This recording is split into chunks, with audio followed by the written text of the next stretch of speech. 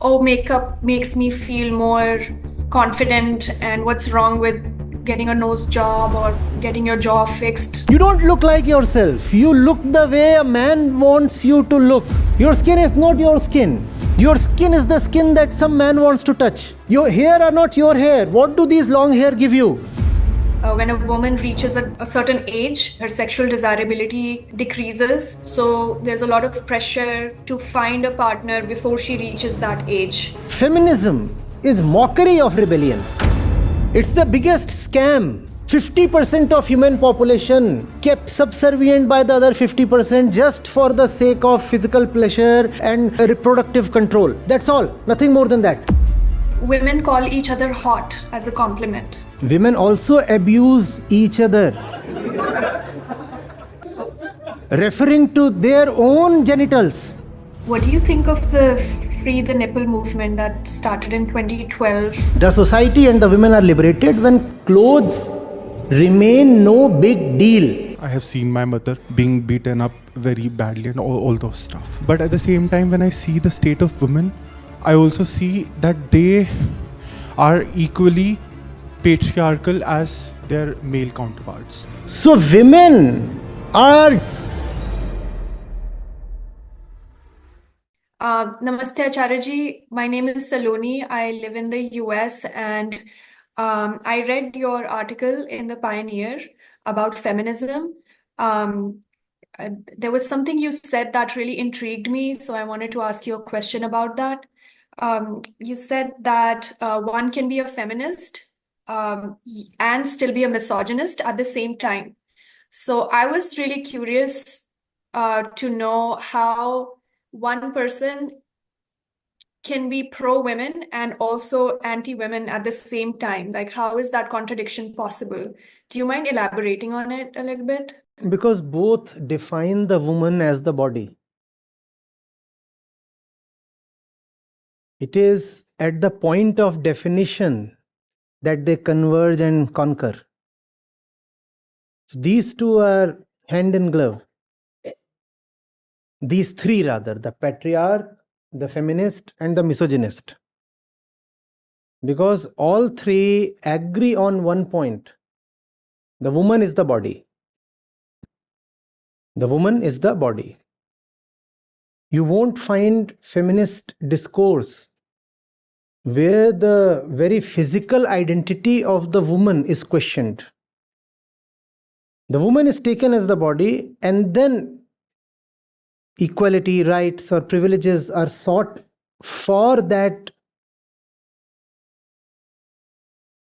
embodied gender.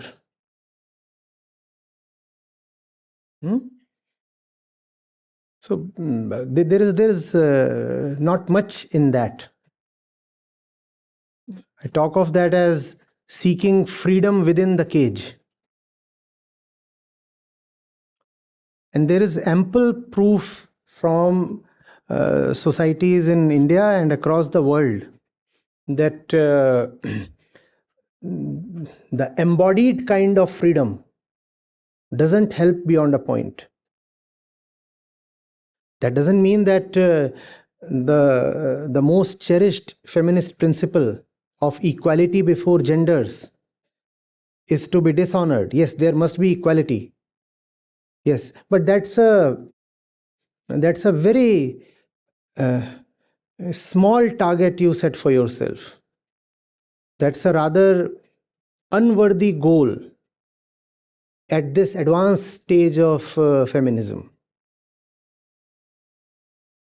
You are seeking parity of body with body when the body itself is the cage and the suffering. So that's the reason. And the article talked of equality as the slogan that won't heal the real wound. I just wanted to share a personal observation, Acharya ji. I moved from India to the US in my early 20s because I used to think India is very patriarchal and I didn't feel safe in Delhi specifically. But after moving here, I was surprised at the level of objectification and body consciousness that women seem to experience. The beauty and cosmetic spa industry is huge. Procedures like Botox, lip fillers, rhinoplasty, they're quite common. And women get it even in their mid-20s when they're young. Um, I saw procedures like butt lifts, they're very normalized, eyelashes, manicured nails.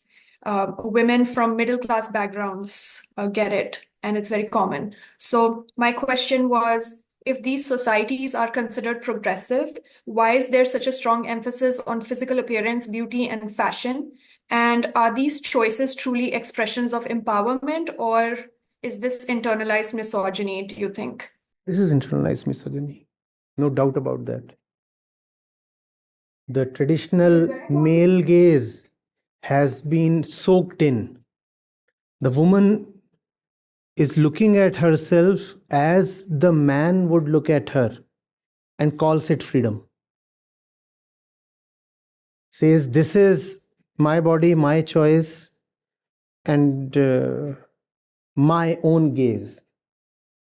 You are looking at yourself exactly as the male looks at you. In fact, women look at other women just as men look at women. It's gotten to that point.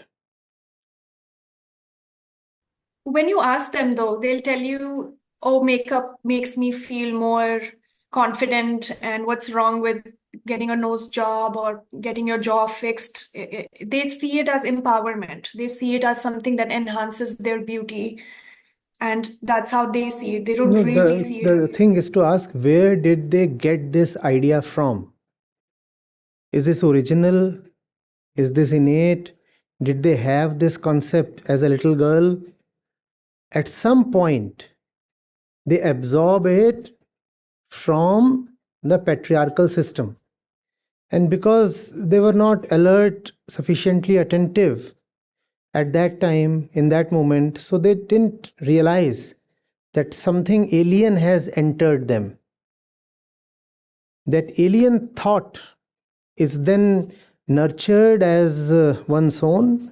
Not only is it nurtured, it is developed into an identity. This is who I am, but this is what I like. What if this makes me feel more confident? Does any other species do that? Does that happen? Do other societies do that? Had you not been exposed to the kind of influences you had, would you still do all this Botox and butt lift and all that? Do you still do that? And the common answer is, I'm doing it for myself. It's not that I'm displaying it or I'm seeking attention. It's all for myself. Really, really. And you know, that's a thing of inner honesty. So that's where all external inquiry stops. Now you cannot assert as an external inquirer or helper or friend that, dear lady, these are not your thoughts. Dear lady, this is not your belief, not your confidence. This is the concept of confidence that you have imbibed from exactly the ones who have been your historical oppressors. And there is just so much data. I mean, the the observations you are quoting must be backed by numbers, and there are numbers available in other societies as well, which clearly tell us that the more feminist a society is, the mental condition of women somehow seems to worsen. There are data points available for that. Similarly, I don't know which particular country or area of the world that is, I read it somewhere. Very feminist, at the top of the charts in all gender empowerment and gender equality indices. But the enrollment of women in STEM courses have kept dropping and dropping, even compared to the more conservative societies. As women are gaining freedom, they are actually doing more of what men want them to do. But now they are doing it as if it is their own choice. In some very conservative societies, in top universities, the proportion of women enrolled in professional courses is as high as 40-50%. But when it comes to the most liberated of societies, the proportion keeps dropping and dropping and has dropped down in some cases to 20-25%. And women are dropping out, claiming that it's their own free will and choice as a female. I don't want to read, I don't want to study. Why are all the men trying to make me enroll in a university? As a woman, it is my choice to stay at home and raise babies.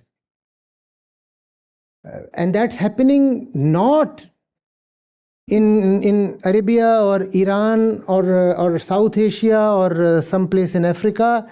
That is happening in some of the most liberated and feminist societies. So feminism is not really bringing real liberation. I actually saw this data that you're talking about. I saw that in more conservative societies like Algeria, the percentage of women that graduate in STEM fields is around 50%, 50%. whereas in more gender equal societies like Finland and Sweden, it's under 25%. So see, there somebody exists to pressurize the women into enrolling themselves into STEM courses and other courses of professional streams. It's very strange, no? I am a free woman. Why should I study? I would rather get a butt job. I'm a free woman. What kind of freedom is this? This kind of freedom happens only when you do not realize who is speaking from within the woman's body. As long as you keep taking the woman as a physical unit, this is what you will get. Who is the woman? A physical unit, a particular sexual unit. This is what you will get. You have to ask the question, this is the body. Who is the one speaking as I from inside the body? Who is the one who says, I am the woman or whatever, I am? Who is the one who says that? And unless a distinction is drawn between these two, unless the sufferer is rightly seen, there can be no liberation. We say over the centuries women have suffered, yes. But have they suffered as bodies? When you say women have suffered, do you mean that men have broken their knees or their skulls? Has that been the predominant mode of suffering? Please tell me. When you say women have suffered, what exactly has suffered? The body? Yes, to some extent, yes. If a man forces himself on you and rapes you, yes, the body too suffers. But the predominant suffering has not been physical really, because you could be a huge landowner's wife, right? In the medieval ages. And you are well fed. And your body is actually so well kept that even the man's upkeep can't match it. But your body has been kept so serviced and maintained just for the sake of the man. So now the body is not suffering. The lady is being fed the best kind of food and being washed and massaged 3 times a day. Even the man probably is not receiving that kind of diet. The body is not suffering. but the woman is still suffering. And you have to see that the suffering does not necessarily belong to the body. The suffering belongs to another point. And that point is the real sufferer. And that sufferer has to be seen, acknowledged, and healed. Instead, we are referring to the woman continuously as the physical unit. She is the woman. She is the woman, yes. Why? Because, look at her body, that will tell you she is the woman. That won't help. Especially in the modern age. The woman is not suffering as the body. Or is she? She's not really suffering as the body. In fact, you take a progressive society and you get all kinds of physical tests done. It is possible actually that the women show up as physically healthier than the men. It is possible. They smoke less, they drink less, they drive more sanely. So it is possible, and they live longer. So is the woman really the body? Is the woman suffering as the body? No, she is actually healthier as the body. Who is the sufferer then? Who is the sufferer? That sufferer is something that the modern concepts of feminism and libertarianism are not willing to acknowledge at all, because when you start looking at the sufferer, that questions the very activity of intellectualization, the very activity of being an ideologue. Are you getting it? Because when you say, I am the thinker, I'm a feminist thinker, well, who is the owner of the thought? Yes, you are thinking, but who is the owner of the thought? Thought is not sovereign. Thought will simply follow the commands of the thinker. Who is the thinker? Now, that's something you don't want to get into. The moment you get into that, the thinker feels threatened. Therefore, we just keep parroting, oh, I am a feminist, oh, I'm a feminist. Who is the feminist? Who is the feminist? So as a result, we are seeing some very interesting, albeit painful things happening in various so-called liberated societies across the world. The rate of tension among so-called liberated women is much higher than men. Norway, Denmark, Sweden, these Finland, they stand as ideal places for women. But look at indicators of stress. Look at the consumption of stress relieving medicines and many other things, and you will say the women there are suffering more than in the women in other places. What is going on? You look at the tendency to get all those jobs done. That's more in places that are held as examples of feminist equality. Women are much more anxious about their looks. They get depressed and they say we are emancipated. What's going on? Acharya, there's a term that's thrown around. It's called hitting the wall. So that means that when a woman reaches a certain age, her desirability, her sexual desirability decreases. So there's a lot of pressure to find a partner before she reaches that age. And because of that, there's a lot of anxiety amongst women. They go to medical spas routinely to maintain their youthful appearances. And I came across this data suggesting that women are twice as likely as men to experience depression in progressive feminist societies, which was really surprising to me. And also, there are studies that talk about happiness paradox. It said that in 1970s, there was a survey done, and women reported higher levels of happiness than men. But now, after decades of feminist and social progress, women reported lower level of happiness across all age groups. And also Gen Z women in US, which are really gender aware, they report some of the highest levels of anxiety and depression. Hi, Gen Z. Emancipated, liberated, feminist, and highly anxious. Highly anxious of their sexual desirability. Is nobody looking at me? What happens when I hit 40?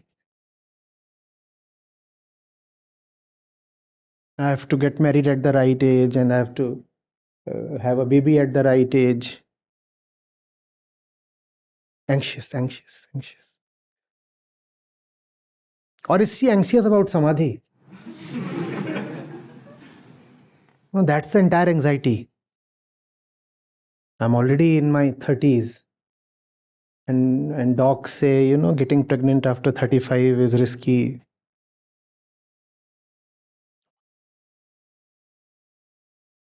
What if I have an early menopause? Apocalypse.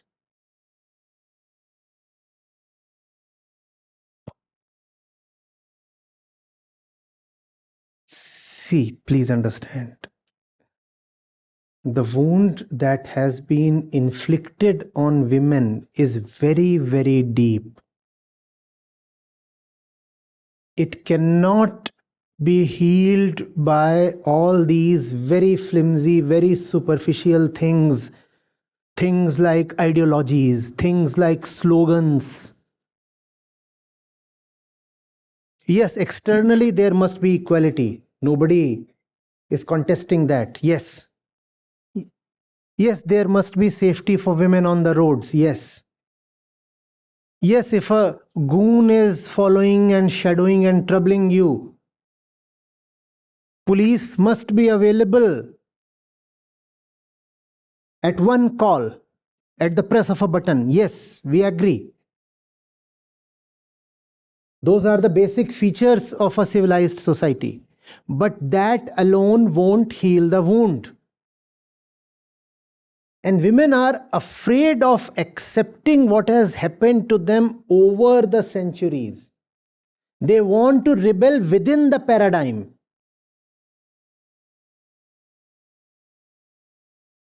Feminism is mockery of rebellion. Feminism is the rebellion of kids with toys.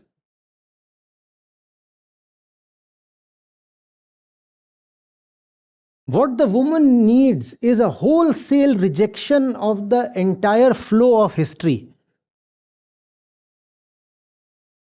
And that to her is very threatening. Because she doesn't know what lies after that and beyond that.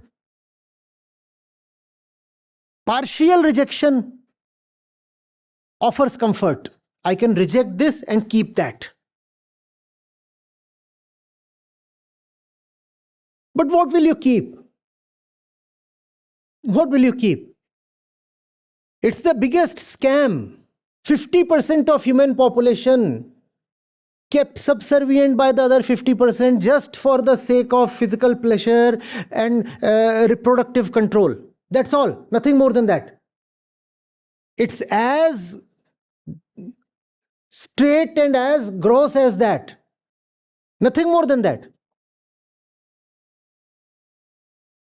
And it's not some little majority somewhere or minority somewhere, one part of the world, one country, one society, one community. It's one half of the humanity. One half of humanity.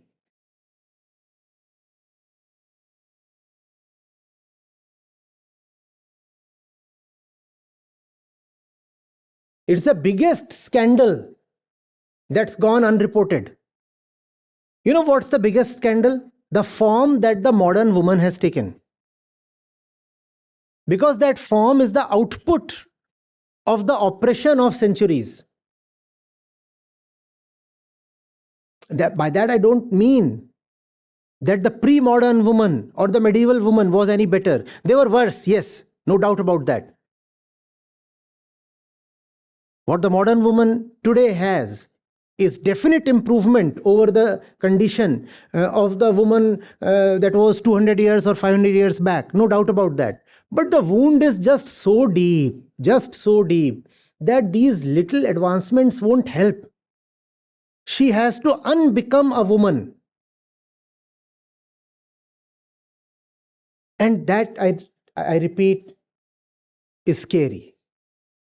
Because the woman does not know what that exactly means, unbecoming a woman, what that means. What does that mean? That means something very simple. Remain simply a human being. Reject anything and everything that has come to you by the way of tradition. None of that is yours. And none of that is friendly to you. None of that was conceived as of any help to you. All of that exists just to pin you down in the bedroom and on the bed and in the kitchen. And that's all. It's not complex at all. There was no other motive. This was the motive, simple. And you have internalized that motive. You are still living that motive. All the concepts that you carry of the right life, of the good life, of the settled household, of the pretty nest, of motherly care and attachment and everything, these are just concepts. They are not at all natural. They have been injected into you. Women across centuries have been wearing this stuff, and across cultures, on their wrists. Don't you see what that does? That simply means if you try to fight, the stuff here will break and hurt your own wrists.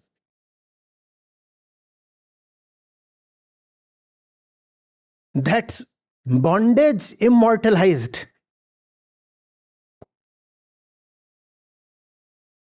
And then she sings and dances.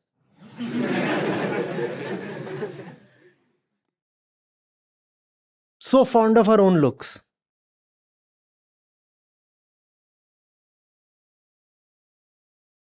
Gori hai kalaiyan. Come on, so many of you have danced over these same numbers. At your own places, at your own occasions, events, right? And some of you take leaves to actually attend those functions and dance there in that ghagra choli and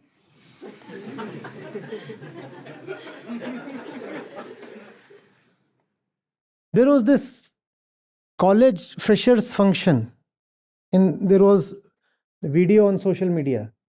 And this 17-year-old girl, she's dancing on a popular number from a 90s movie, 3-4 minute clip.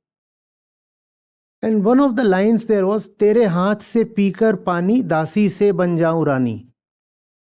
And she's actually dancing on it.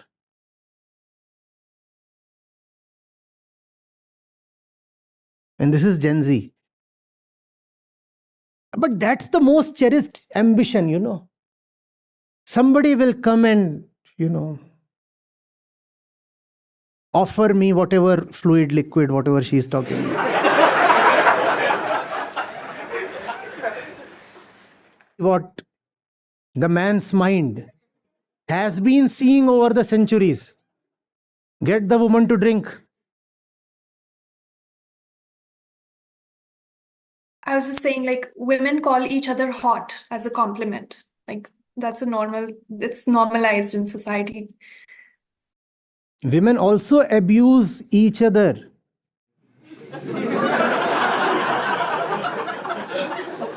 Referring to their own genitals. Which is very interesting. These were abuses invented by men to disparage women.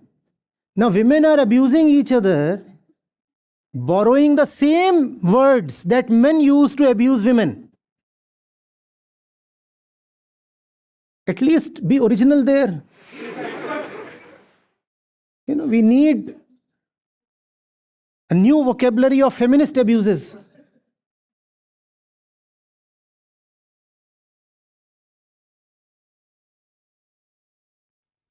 We have internalized misogyny to this extent that we don't even recognize There it is as nobody more misogynist than the common woman.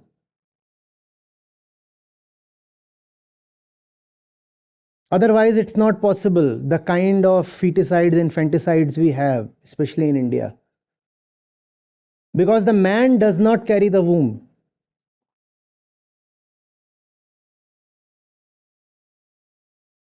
The abortion cannot happen without the woman's consent.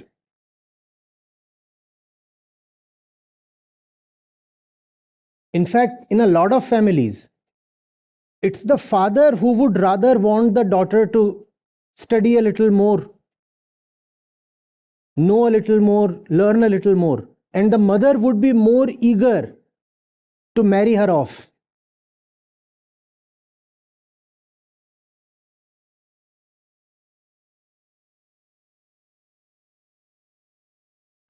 Does that come from a feeling of like, I lived a certain narrative, so my daughter also has to live the same narrative? It simply comes from having been reduced to something less than a human being. The problem is, I'm sorry it would hurt, but the first objective is to simply see her as a human being. I'm not even talking of liberation, I'm talking of basic humanness. Homo sapiens are split into two. Those who are rightfully Homo sapiens, and the other half is some other species. The other half has been reduced to an inferior species altogether. Therefore, I keep saying, don't look at her as a woman, she is a human being. And it's a commentary on the situation that just acknowledging the woman as a human being seems a formidable challenge. Whereas that's a thing of bare facts. She is a human being. But even that is formidable as an objective, as a challenge, as a target. Because the practical situation, the thing on ground is that she is not a human being. She is a woman. If I tell you, 6 log ja rahe the, what's the picture? Please tell me. Men. Yeah. 6 मनुष्य जा रहे थे, 6 व्यक्ति जा रहे थे. What's the picture? Because she is not a human being. She is not a human being. If you want to refer to women, you have to categorically say, 6 स्त्रियां जा रही थीं, लोग नहीं लुगाइयां जा रही थीं.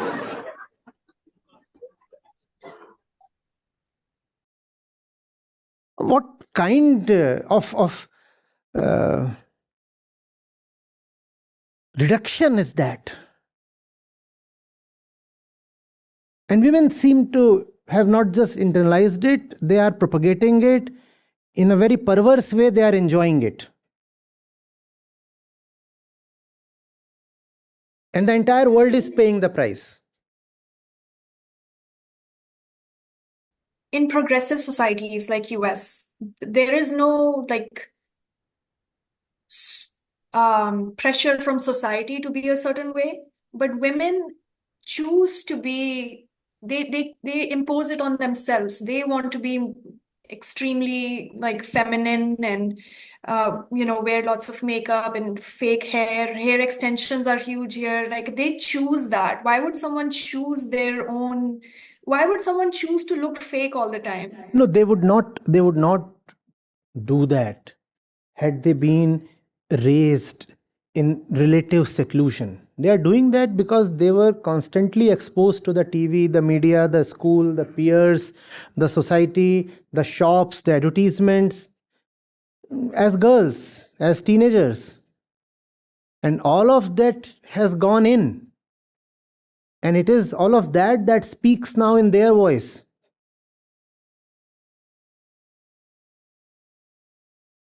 See, you can liberate a traditionally contained and caged woman. That's easier.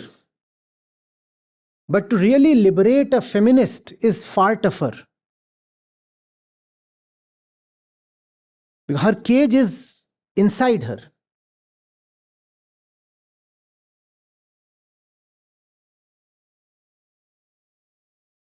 And I have also noticed, like, when you talk to them about it, they'll tell you, oh, women should uplift each other. This kind of negative self-talk is something that men use for us. We shouldn't talk negatively. We should uplift each other. So, What does that mean? Nice words, but what do they mean? What do they mean? What does uplift mean? Gives me very physical ideas. Because that's what things have come to. Upliftment in the case of women, the first thing you think of is physicality. It has not come to mean upliftment of consciousness. One woman uplifting the other woman should ideally mean relieving each other of mental shackles, right? You are caught in a certain dogma, you are stuck in a particular superstition. A certain concept circumscribes you, and let's get together to examine it and dismantle it. That's what upliftment should actually mean. But upliftment, it usually translates into very shallow feminist motivation. Oh, you are not inferior to anybody. You can also do what all the men do. Go smoke a cigar. What that kind of shallow motivation is not upliftment, or is it?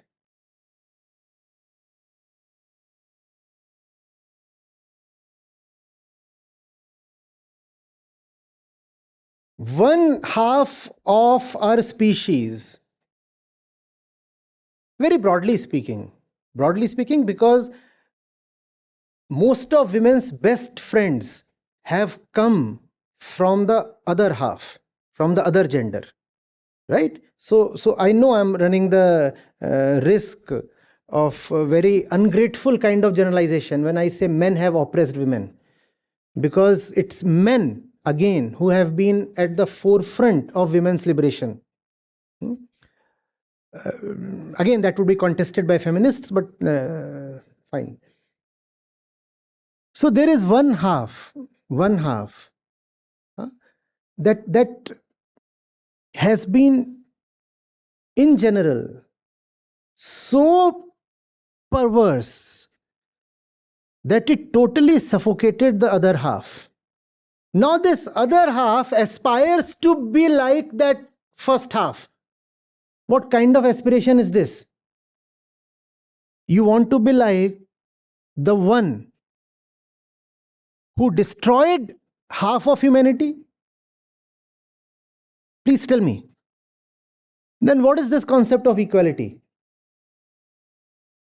Again, when it comes to very basic and very functional things, I'm all for equality. But equality cannot be the objective in itself. Equality is a basic hygiene condition, that's all. If there are chairs available here, they are equally available for men and women. Fine, that's all. And equality stops there. If there are chairs here, they are equally available. Anybody can occupy that chair, man, woman, that's equality, full stop. If men and women work at a particular position, doing the same thing, they get paid equally, more or less. And that's fine, that equality stops there. They commit the same crime, they get punished equally. That's fine. Equality stops there. We are all for equality. But equality cannot be the feminist pole star. You are trying to be equal to those who oppressed you so much that the oppression has seeped into your very core. You don't look like yourself. You look the way a man wants you to look. You don't understand that. Your skin is not your skin. Your skin is the skin that some man wants to touch. Your hair are not your hair. What do these long hair give you? Nothing.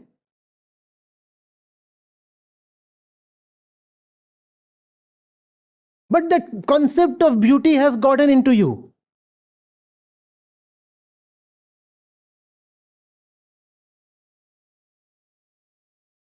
Your choices are not your choices.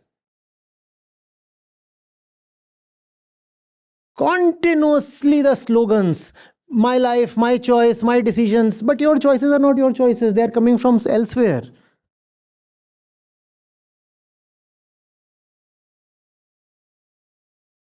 In fact,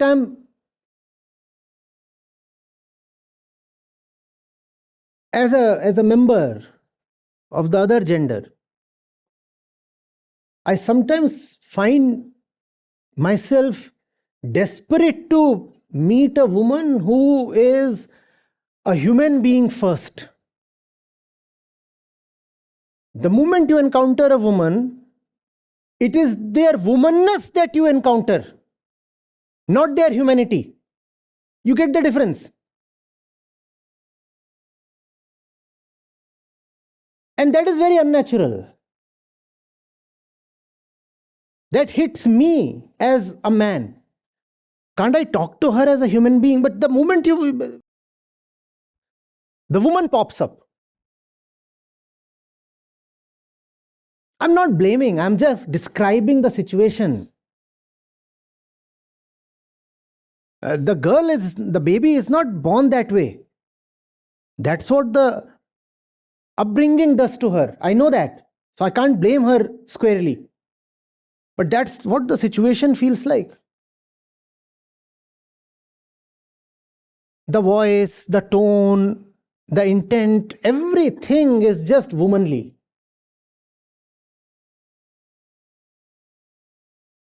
So there's phenomena which is going on in the West, wherein they are actually producing women as as early as 18 or when they're 18 or 20. They are called as girl pop bands, wherein and even they are commercialized, they are sold, and nobody is speaking against it, even in the West, where the voices against such thing which is so apparent should be so loud, but there is no one voice against this. And it is rampant, and there are big conglomerates which are behind it. Be it in Korea, be it in North America, and they are and the videos to these pop music videos, they are touching as high as 6 crores or 10 crore views, which is a lot. And there's not one voice against it which is speaking, even in the West. So that is very strange. Right. You see, psychological dominance, inner hegemony, is classically said to be complete when the oppressed starts sharing the vocabulary of the oppressor. When the oppressed one starts thinking in the same terms as the oppressor, then hegemony is complete. Complete. Now there is nobody oppressing nobody. Now there is just oppression without the oppressor and the oppressed. So nobody can claim to be a victim or a victimizer. There is just oppression happening inwardly without any mischief evident outwardly. Nobody is slapping anybody. Nobody is locking somebody somewhere. The gates are open for everybody at all places. So it all appears hunky-dory. And still there is a lot of oppression. And that oppression, I tell you, is very, very, very neurotic. Men are neurotic. Women are even more neurotic. it is very difficult to find really internally healthy women, mentally healthy women. And again, I'm not blaming women. If you keep somebody psychologically caged for centuries and centuries, you don't expect them to be mentally healthy. And therefore, what I'm saying is supported by data from the liberated societies. The rates of all kinds of mental illnesses in women exceed those in men.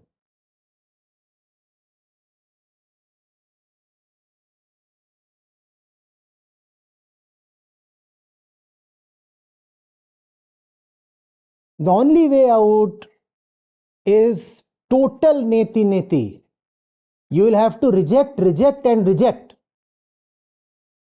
You will have to run the risks of rejection. No, none of it. I don't want to be like my mother. Full stop.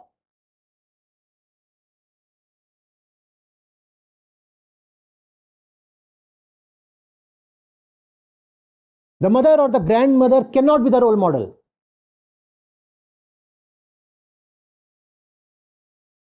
If anything, whatever they have been serves as a pointer to what one should be not. With exceptions, of course. With due discretion, of course.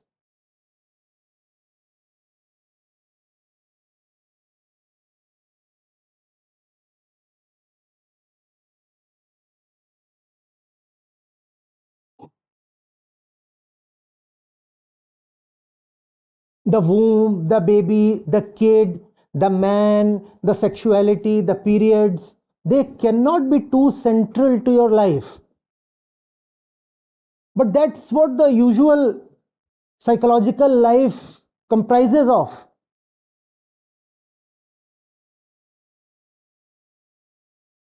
The result is friendship becomes almost impossible. As a man, even if you want to have relatively decent intent, you find you have to be continuously careful, rather cautious. Because you will never know when you have stepped on her shoes. You'll never know when you have scratched her vulnerabilities. So you cannot speak to her freely, smoothly, like one must speak to a member of his own species. You have to speak to her like one speaks to a woman. In fact, that's how woman's vocabulary has it. Is that how you speak to a woman? What exactly does that mean? Or even how is that how you deal with a woman? HR departments train their employees how to deal with women. What kind of module is that? What kind of civilization are we that we have to teach people how to deal with people of a specific gender? My first job, I too received that training.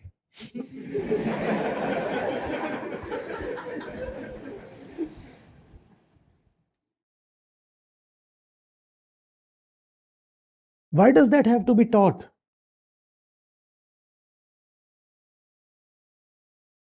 The male rabbit and the female rabbit, they know. And they go along pretty well. Not that they are having sex all the time, they are neutered. Still, I mean, some of them like each other, some of them are buddies, some of them don't like each other, like rabbits. Not male rabbit, not female rabbit, simply rabbit. It's a very unfathomable area, no? Historically unknown area for women. What does life as a human being look like? Not life as a woman, life as a human. It's a totally unknown area. The woman does not know what that looks like. So she says, I would rather remain a woman. Because that area is at least known. And remaining a woman, I'll demand equality and other basic things, which are, of course, her rights, which is fine. No quarrel with that. But how does it stop at that? Working with female colleagues, you have to be conscious of the clock. HR managers are saying you must also be conscious of the room. Remain alert as a male, that you are not found alone in a room with a woman. And if such a situation arises, check that the CCTV is active.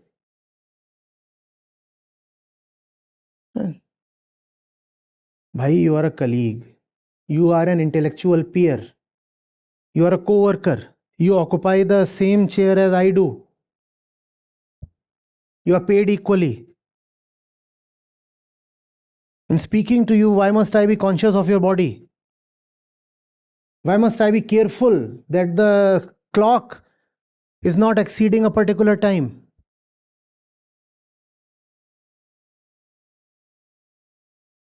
There was this thing, if you stare at a woman for X number of seconds consecutively, you can be booked.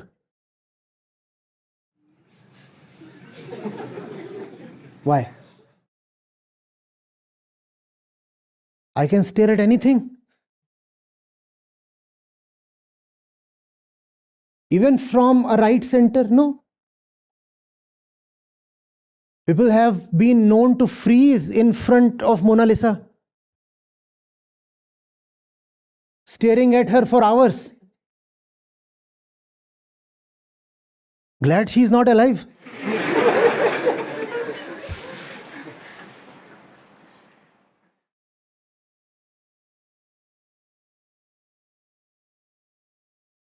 But if you look at her, then you know that's perversion. Why? I can look at a man and that's not an offense. Looking at a woman, why is that an offense? Because the social equation says if you are looking at her with such intensity, and such attention, then you do that within the social architecture.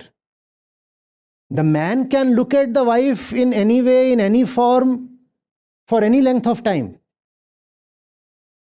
But because the two of you are strangers, so the man is disallowed from looking at the woman, and that is, an offense. And the woman would internalize that. She would say, I'm raising it with posh.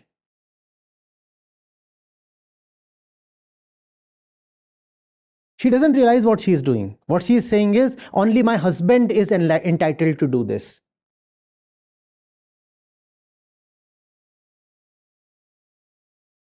I am a wifey thing. You are a stranger. How come you are staring at me?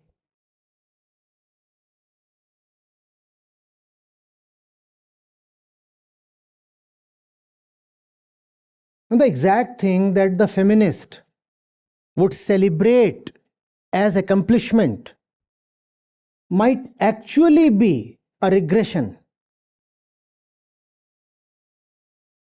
Now, these are rights she has earned for herself, right?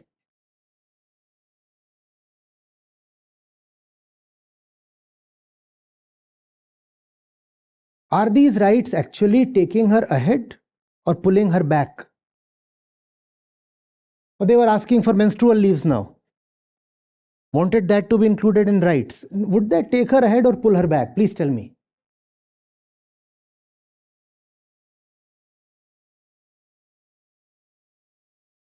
But when the courts rejected the concept, there was a lot of feminist hue and cry. Oh, do you know period pain? Only we know.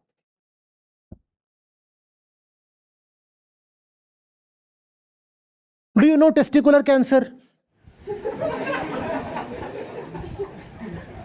What kind of line of logic is this?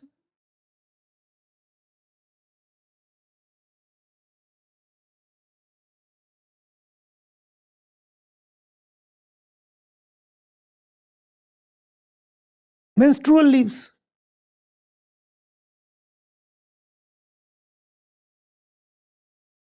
Here we don't give leaves even on diarrhea.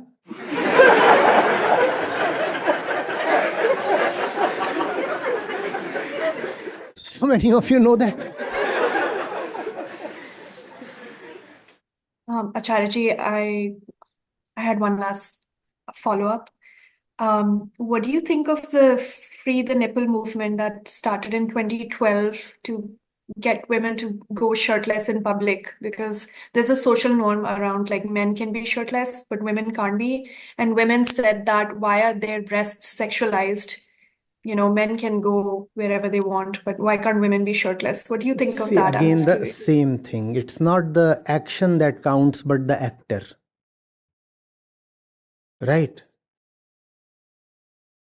Yes, technically, academically, theoretically, yes, definitely. Women can go shirtless, and there is nothing so special or exquisite about the nipple that it has to be hidden. Nothing. All mammals have it. Half the world's, in fact, 100% of the world population has it. There is nothing so unique about it that, and there is nothing so perverse about it. But then when men go shirtless, they don't mind it if you hit their chest. And men keep doing it all the time. Hitting each other on the chest and doing all kinds of things.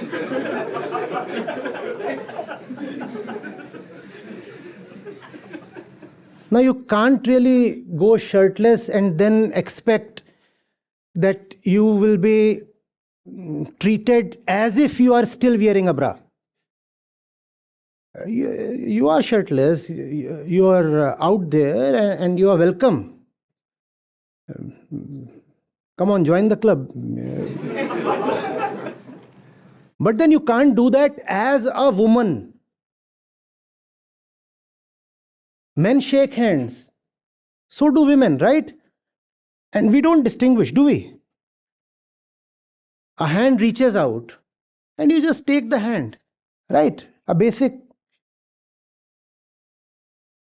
And then you don't say it's a woman's hand, so I have to hold it differently. I don't do that. Similarly, hugs. Men come up to you and they hug you. Women come up to you and they hug you. When I'm in crowds, that's happening all the time. One doesn't notice, one doesn't differentiate. That's fine. And women have all the right to go shirtless, topless, braless, fine, wonderful. But if the whole thing is happening from a point of womanness, the consequences would be of the traditional kind. You would be shirtless and you will be comparing your size with the next woman. Because now comparison is even easier. You would be more particular about who's staring at your chest. What you require, first of all, is freedom from the body before freedom from the bra. And when you have freedom from the body, then clothes become irrelevant. You can wear this, you may not wear it. You can decide, just in your freedom, to wear 7 pieces of clothing one day. Another day you can decide to go out naked. Fine. All of that has to come from a certain point of freedom within, not as an ideology. It is my ideology to free the nipple. Ideologies never go deep enough.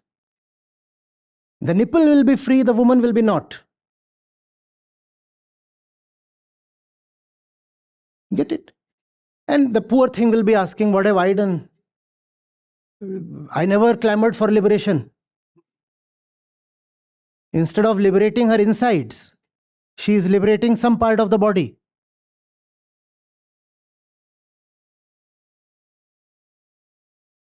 In the history of world, there have been a lot of women who have gone almost nude in public.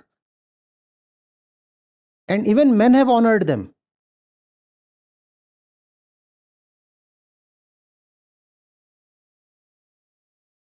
On the contrary, there are those who display their bodies just for the sake of male attention. They may put it whatever way they like. They may keep saying it's my life and I feel more confident or comfortable. But deep within, they know they are doing it for the sake of men, even if unconsciously. Or they are doing it for the sake of women. Women who carry the man's gaze inside them. So indirectly, they are still doing it for the man.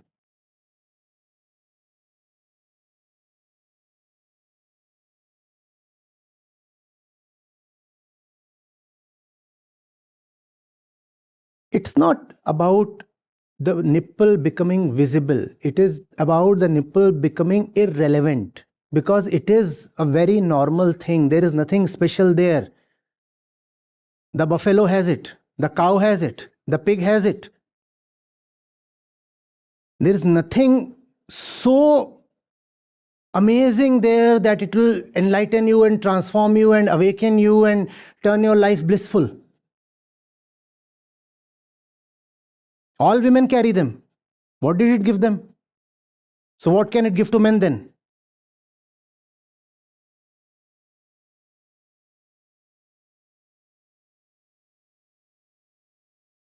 In a healthy society, when the mind is not traditionally seized, all these things will not even be matter of good discussion. This will be taken as just trivia, not worth discussing. This is the nose. Does a female nose arouse you? I just saw a female nose.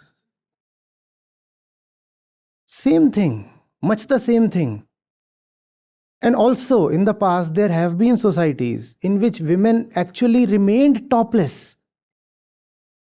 And that was common sight for the men. Men didn't find that not obscene and not even exciting. Even in India, first of all, look at the tribal societies. A lot of tribal societies, the women were wearing close to nothing. And even in the mainstream society, India was a hot and humid place. Women were not really wearing much. And that was considered not obscene, not improper, just normal.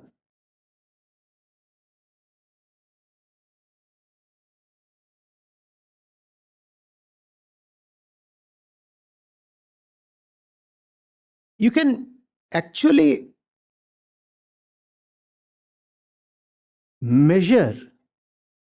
physically measure the regressiveness of a society by the average length of the women's dresses.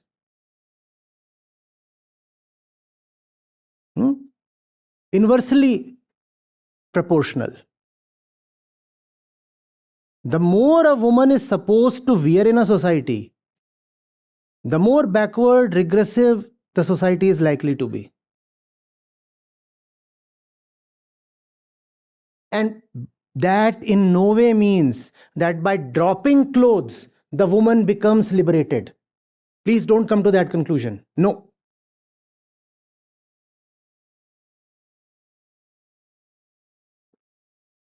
The society and the women are liberated when clothes remain no big deal. When clothes remain no big deal. She can come to me formally dressed, and she can come to me wearing something very skimpy. I don't even notice. Because I am talking to her consciousness, not to her thighs. That's what you call liberation.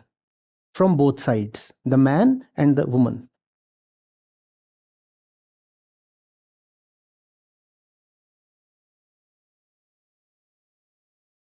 One side used to say women should wear a lot. The other side is saying women should wear nothing at all. As if the whole thing is about clothes. As if bondage lies in clothes. Bondage does not lie in clothes. It lies in consciousness, here. And when you are free here, then you can wear a lot. You are free to wear a lot. Or you can wear almost nothing. Or nothing at all. It's all right, fine.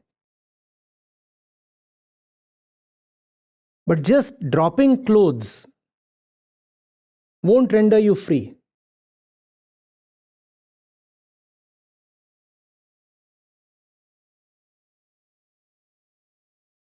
I mean, by roaming naked inside a jail, do you become free? Imagine a captive, imagine a prisoner who has dropped all the clothes inside the jail and is now running about totally naked. So is this nudity freedom? The walls still exist. The bars still exist.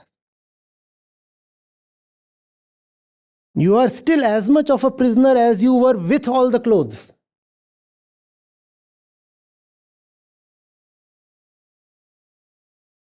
Anything on this?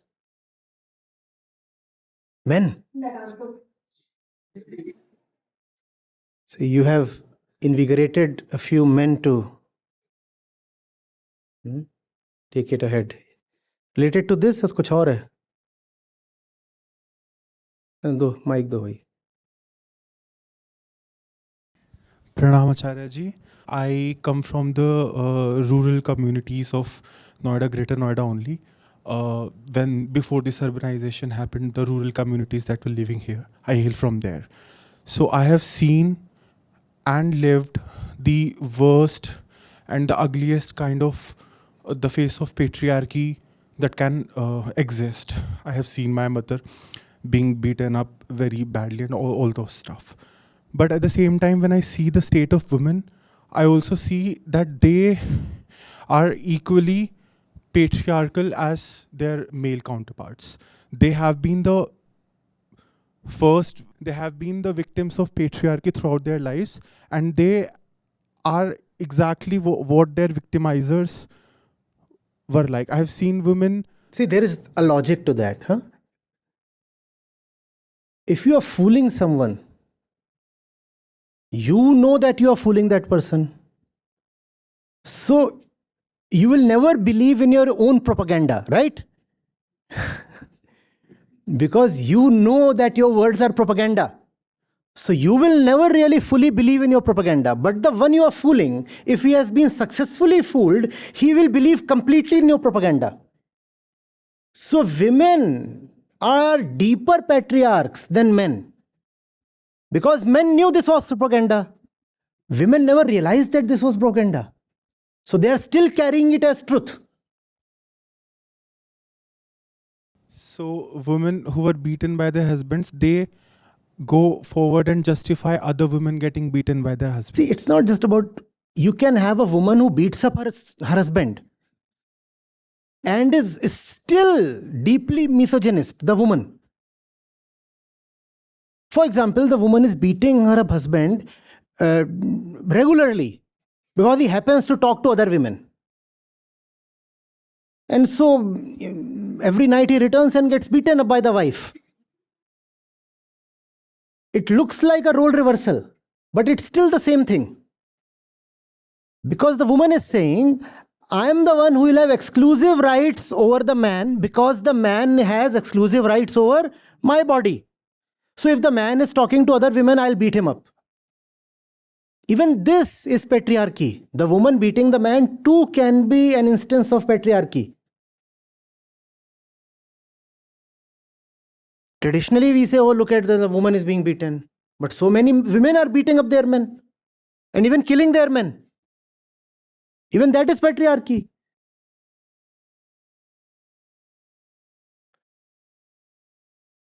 In the modern age, in the Gen Z circuit, in fact, it's more likely for a man to get slapped by a woman than the other way around. Because the women are liberated. So they can slap the man. And girlfriends are slapping their boyfriends. Why were you talking to Pinky? Or why did you just look at her? Why did you follow her? How come you liked her last post? Slap. But Acharya, I see a different picture here.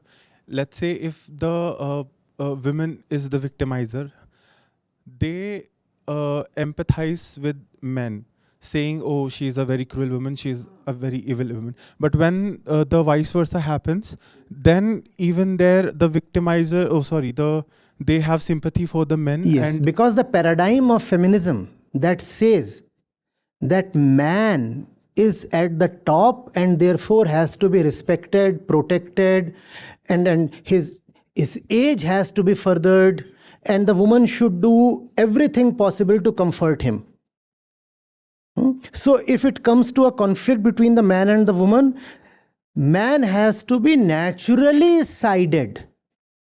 Man has to be naturally supported, because the patriarchal code has it that man is the superior species. So when man and woman are in conflict, obviously the superior species has to be protected. That's the patriarchal code. And that code is followed even by woman. So when the daughter returns to her parents' place, complaining that the husband, at the husband's place, at the in-laws' place, has been doing nasty stuff, it is very likely that the daughter's mother would support her son-in-law. She will say, no, you are unnecessarily complaining. Damadji is right. You go back to her. Because that's the code that's enshrined in the paradigm. These are two different species, out of which one is superior, and therefore when it comes to a conflict between the two, the choice is obvious. Choose the man as the party to be supported. So the woman goes to the village thana to lodge an FIR. Rape. And things will be made difficult for her. Because it's a situation of conflict between these two. So the patriarchal code already has it. When it comes to a conflict between these two, that species has to be supported. I'm consciously saying that species, not that gender, because that is taken as a different species altogether. It's like this, a very, very crude and a very cruel example. Man and beast. Man and beast. Beast kills man. You shoot the beast. Man kills beast. That's fair game. Because these two are not taken as the same species. A tiger kills man. You say man eater, man eater, man eater. Right? And then you send teams to kill the tiger. And man keeps killing all the animals. Nobody sends teams to kill men. So if one woman kills man, that makes headlines. Just like if one tiger kills man, it's called a man eater.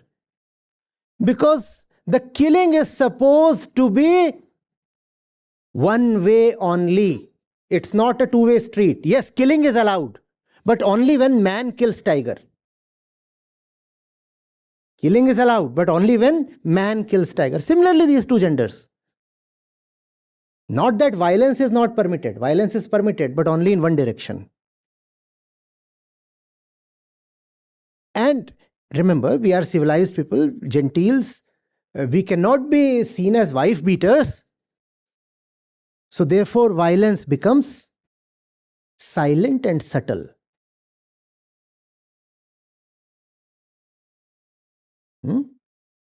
Nobody hears the cries.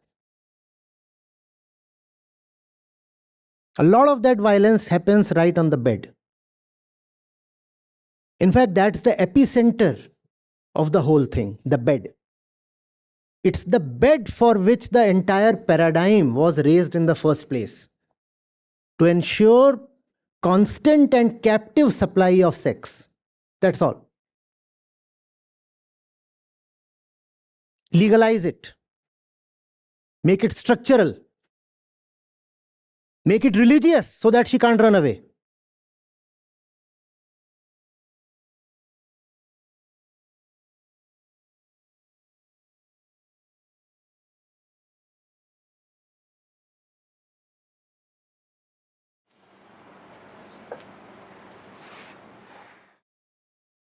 Women have to go home.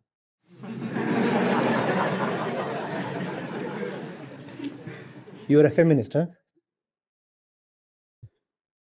Did you listen to your voice when I said it's 1:30?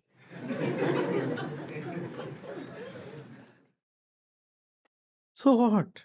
1:30. I'm still breathing. Just download the Acharya Prashant app, and there you go to the community section, and you have live testimonials streaming in at the rate of 1 every 5 minutes. I'm seeing lives change in thousands, if not millions, every day in front of my own eyes. We are doing it. Right. We have actually done it. Join the community of more than 2 lakh participants on the Acharya Prashant app. Your first month is completely free. You'll get full access to Gita Mission. On the app, you will get regular live sessions, daily exclusive conversations with Acharya Prashant, access to the vibrant Gita community, wisdom exams, curated news, audiobooks, quotes, and much more. Search Acharya Prashant on Google Play Store or Apple App Store and download now.